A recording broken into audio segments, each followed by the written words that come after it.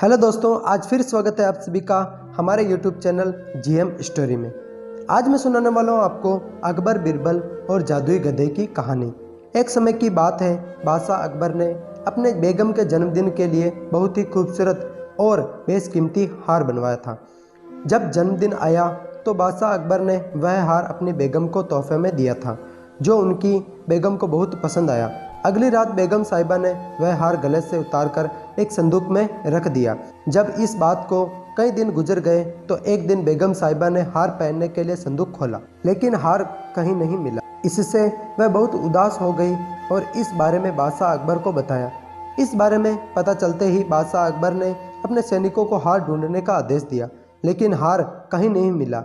इससे अकबर को यकीन हो गया कि बेगम का हार चोरी हो गया है। फिर अकबर ने बिरबल को महल में आने के लिए बुलावा भेजा।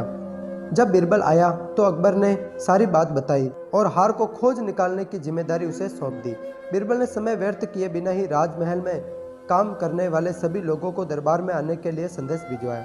थोड़ी ही देर में दरबार लग गया। दरबार में अकबर और बेगम सहित सभी काम करने वाले हाजिर थे, लेकिन बिरबल दरबार में नहीं था। सभी बिरबल का इंतजार कर ही रहे थे।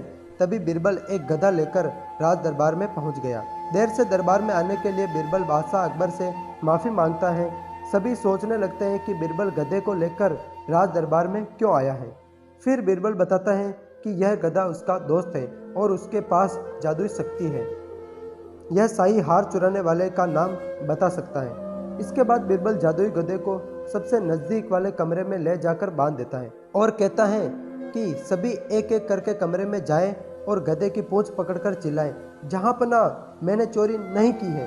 साथ ही बिरबल कहता है कि आप सभी की आवाज़ दरबार तक आनी चाहिए। सभी के पूंछ पकड़कर चिल्लाने के बाद आखिर में गधा बताएगा कि चोरी किसने की है। इसके बाद सभी कमरे के बाहर एक लाइन में खड़े हो गए और एक एक करके सभी ने कमरे में जाना शुरू कर दिया।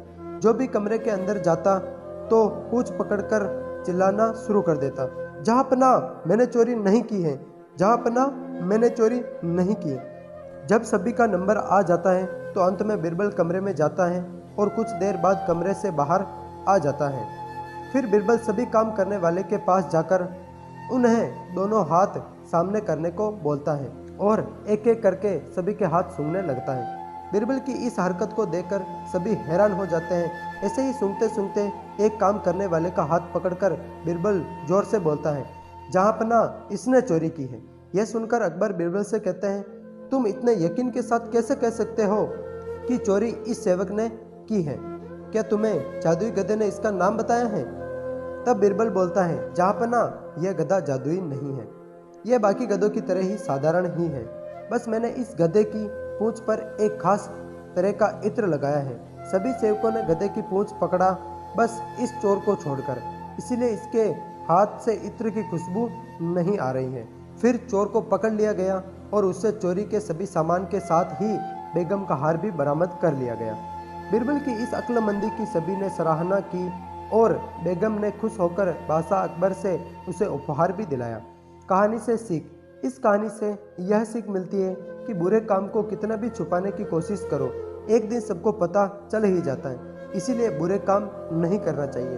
तो फ्रेंड्स, कभी भी चोरी नहीं करनी चाहिए, इससे बहुत बड़ा पाप होता है। तो दोस्तों, यह कहानी आपको अच्छी लगी हो तो प्लीज़ चैनल को सब्सक्राइब कर देना, साथ ही साथ बेल आइकन को भी प्रेस कर देना, ताकि हमारे द्वारा जो भी नए वीडियो का अपडेट हो वो आप तक पहुंच सके।